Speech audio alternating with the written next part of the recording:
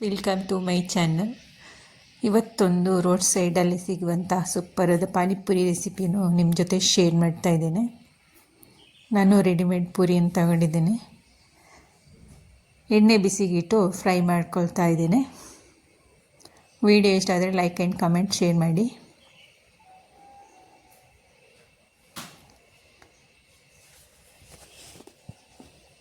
ನಾನು ಎಲ್ಲ ಪೂರಿಯನ್ನು ಈ ಥರ ಕರೆದು ತಗೊಳ್ತೇನೆ.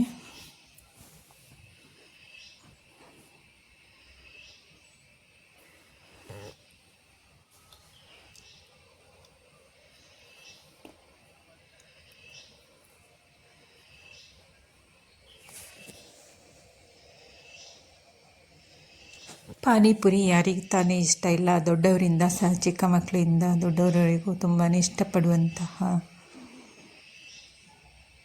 ರೆಸಿಪಿ ಇದು.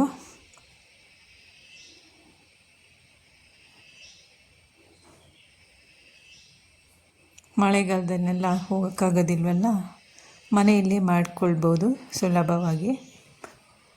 ಇವಾಗ ಒಂದು ಹಿಡಿಯಷ್ಟು ಸಾಂಬಾರು ಸೊಪ್ಪನ್ನು ತಗೊಂಡಿದ್ದೇನೆ. ಒಂದು ಮಿಕ್ಸಿ ಜಾರ್ ತಗೊಂಡು ಅದಕ್ಕೆ ಹಾಕ್ಕೊಳ್ತಾ ಇದ್ದೇನೆ. ಇವಾಗ ಒಂದು ಹಿಡಿಯಾಗುವಷ್ಟು ಪುದೀನ ಎಲೆಯನ್ನು ತಗೊಂಡಿದ್ದೇನೆ, ಫ್ರೆಶ್ ಆಗಿರುವಂತಹದ್ದು. ಇವಾಗ ನಾನು ಚಿಕ್ಕ ಮೆಣಸಿನ್ಕಾಯಿ ಇರುತ್ತಲ್ವ ಅದು ತಗೊಂಡಿದ್ದೇನೆ. ಸ್ವಲ್ಪ ಉಪ್ಪನ್ನು ಸಹ ಸೇರಿಸ್ಕೊಳ್ತಾ ಇದ್ದೇನೆ.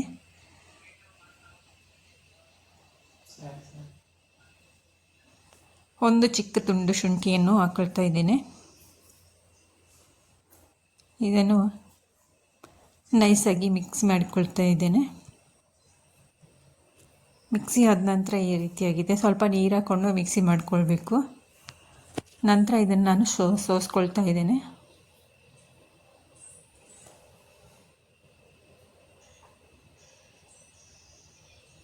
ಇದು ಯಾರು ಬೇಕಾದರೂ ಮಾಡ್ಬೋದು, ಹೊಸದಾಗಿ ಅಡುಗೆ ಕಲಿಯುವವರು ಮತ್ತೆ ಬೇಕಾದರೂ ಮಾಡ್ಬೋದು. ಜಾರಿಗೆ ಸ್ವಲ್ಪ ನೀರು ಹಾಕ್ಕೊಂಡು ಸೋಸ್ಕೊಳ್ತಾ ಇದ್ದೇನೆ.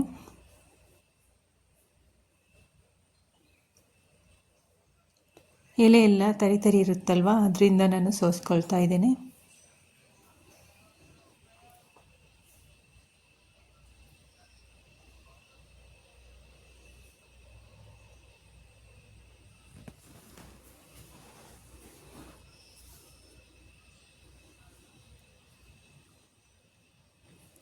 ಸೋಸ್ಕೊಂಡ ನಂತರ ನಮಗೆ ನೀರೆಷ್ಟು ಬೇಕೋ ಅಷ್ಟು ಸೇರಿಸ್ಕೊಂಡ್ರೆ ಆಯಿತು. ಇವಾಗ ಇದಕ್ಕೆ ನಾನು ಪಾನಿಪುರಿ ಮಸಾಲೆ ಬರುತ್ತಲ್ವ ಅದನ್ನು ಹಾಕ್ಕೊಳ್ತಾ ಇದ್ದೇನೆ.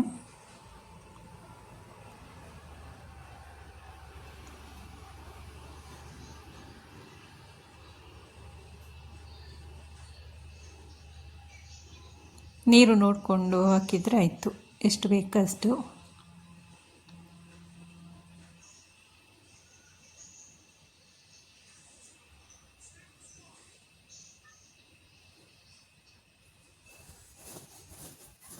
ಇವಾಗ ನಾನು ಇದಕ್ಕೆ ಒಂದು ಅರ್ಧ ನಿಂಬೆಹಣ್ಣಿನ ರಸವನ್ನು ಸಹ ಸೇರಿಸ್ಕೊಳ್ತಾ ಇದ್ದೇನೆ.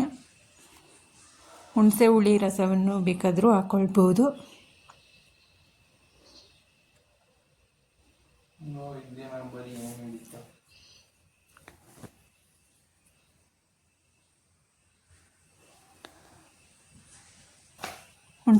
ನಿಂಬೆಹಣ್ಣಿನ ರಸ ಹಾಕಿಬಿಟ್ಟು ಚೆನ್ನಾಗಿ ಮಿಕ್ಸ್ ಮಾಡಿ ಸೈಡಿಗೆ ಇಡ್ತೇನೆ.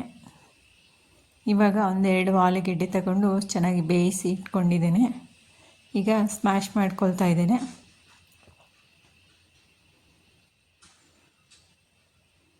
ಕೈಯಲ್ಲಿ ಬೇಕಾದರೂ ಸ್ಮ್ಯಾಶ್ ಮಾಡ್ಕೊಳ್ಬೋದು. ಇದಕ್ಕೆ ಸ್ವಲ್ಪ ಉಪ್ಪಿನ ಪುಡಿಯನ್ನು ಹಾಕ್ಕೊಳ್ತಾ ಇದ್ದೇನೆ.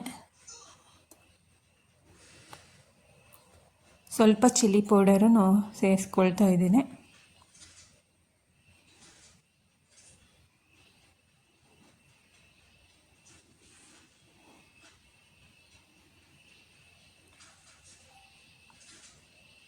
ಎಲ್ಲವನ್ನು ನೀಟಾಗಿ ಮಿಕ್ಸ್ ಮಾಡಬೇಕು.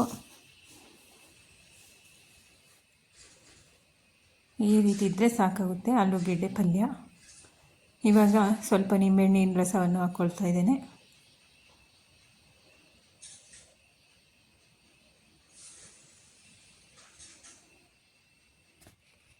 ಇದಕ್ಕೆ ನಾನು ಸ್ವಲ್ಪ ಚಾಟ್ ಮಸಾಲವನ್ನು ಸೇರಿಸ್ಕೊಳ್ತಾ ಇದ್ದೀನಿ.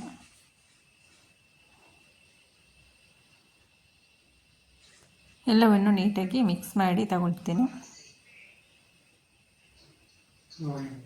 ಆಲೂಗೆಡ್ಡೆ ಪಲ್ಯ ರೆಡಿ ಆಯಿತು. ನಾನು ಈ ಥರದ ಪಾನಿಪುರಿ ಪ್ಯಾಕೆಟ್ ತಗೊಂಡಿರ್ತೇನೆ. ಈ ರೀತಿಯಾಗಿದ್ದೆ ನೋಡಿ. ಪೂರಿ, ಆಲೂಗೆಡ್ಡೆ ಪಲ್ಯ, ಈರುಳ್ಳಿ ಕಟ್ ಮಾಡಿರೋದು, ಪಾನಿ ಎಲ್ಲವೂ ರೆಡಿ ಆಯಿತು. ಇದು ಸ್ವೀಟ್ ಚಟ್ನಿ, ಅದರಲ್ಲೇ ಪ್ಯಾಕೆಟಲ್ಲಿ ಬರುತ್ತೆ. ಸಿಹಿನೂ ಇರುತ್ತೆ, ಖಾರನೂ ಇರುತ್ತೆ, ಸ್ವಲ್ಪ ಸೂಪರಾಗಿರುತ್ತೆ.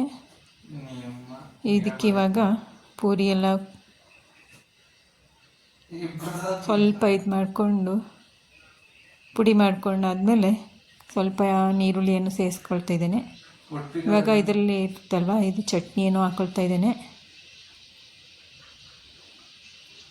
ಸ್ವಲ್ಪ ಪಲ್ಯವನ್ನು, ಆಲೂಗೆಡ್ಡೆ ಪಲ್ಯವನ್ನು ಹಾಕ್ಕೊಳ್ತಾ ಇದ್ದೇನೆ.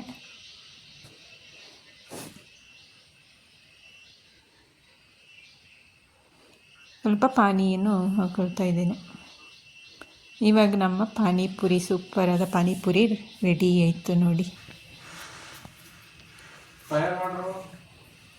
ಎಷ್ಟು ಸೂಪರಾಗಿ ಬಂದಿದೆ ಅಂತ ನೀವು ಒಮ್ಮೆ ಮನೆಯಲ್ಲಿ ಟ್ರೈ ಮಾಡಿ ನೋಡಿ. Thank you for watching. ಎಲ್ಲರಿಗೂ ಬಾಯ್.